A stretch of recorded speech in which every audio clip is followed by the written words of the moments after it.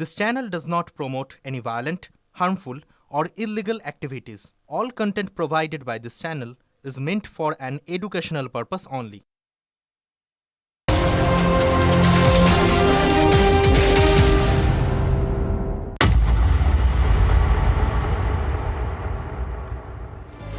আর আজকের সবথেকে বড় খবর আর সবার নজর যেদিকে থাকছে সেটা হচ্ছে মুখ্যমন্ত্রী মমতা বন্দ্যোপাধ্যায়ের দিকে। তার কারণ তিনি এখনো পর্যন্ত আইপ্যাকের অফিসে আছেন।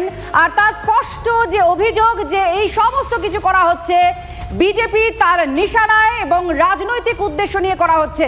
তৃণমূল কংগ্রেসের ভোট কৌশল, ভোটার তালিকা, নথি, কাগজপত্র সমস্ত কিছু হাতানোর চেষ্টা করা হয়েছে কেন্দ্রীয় এজেন্সিকে দিয়ে।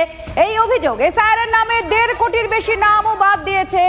এই সমস্ত অভিযোগও করেছেন। আর তার সঙ্গে সঙ্গেই যে মূল জায়গা আজ রয়েছে, কারণ সামনেই নির্বাচন রয়েছে, তার আগে এজেন্সির সঙ্গে সংঘাত শুধু নয়, স্বরাষ্ট্রমন্ত্রী অমিত শাহকে রীতিমতো তিনি অভিযুক্ত করেছেন যে সমস্ত কিছুর জন্য অভিযুক্ত অমিত শাহ, তার ইশারাতেই এজেন্সি সমস্ত কিছু করছেন। আমাদের সঙ্গে দুই প্রতিনিধি রয়েছেন, তার সঙ্গে কথা বলবো। আমাদের সঙ্গে দীক্ষা রয়েছেন আমাদের প্রতিনিধি, আর সুজয় রয়েছেন আমাদের সঙ্গে। প্রথমে দীক্ষার কাছে যাব। দীক্ষা, এই মুহূর্তে কি চলছে লাউডন স্ট্রিটে? কারণ প্রতীক জৈনের বাড়িতে সকাল 6টা থেকে ইডি হানা দিয়েছে। বারবার মুখ্যমন্ত্রী বলছেন তার বাড়ি থেকে সমস্ত কিছু নথি, তালিকায় সমস্ত কিছু নেওয়ার চেষ্টা করা হয়েছে। এখন কি চলছে?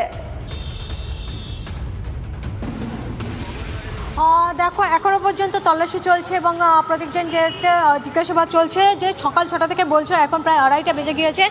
এখনো প্রতীক জৈনের বাড়ির 7 নম্বর লাউডন স্ট্রিট। মনে করো যদি দেখতে পারি, একটু বলবো যে এই লাউডন স্ট্রিট হচ্ছে সেই লাউডন স্ট্রিট যেখানে কিন্তু যখন সিপি ছিলেন রাজীব কুমার, তার জন্য কিন্তু মুখ্যমন্ত্রী ধর্নায় বসে গিয়েছিলেন যখন সিবিআই রেড করতে এসেছিল।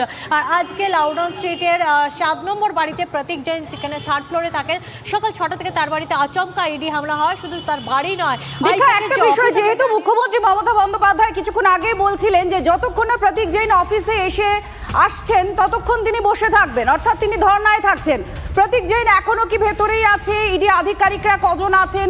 একদম সকাল 6টা থেকে নাকি তার আগে থেকে অভিযান শুরু হয়েছে? মূলত কি অভিযোগে আজকে ইডি এসেছে?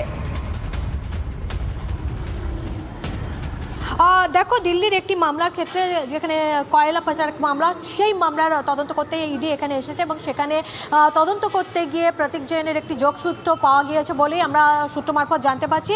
এবং সেই যোগসূত্র পাওয়ার পরেই দিল্লির আধিকারিকদের একটা বিশাল টিম এখানে এসেছে।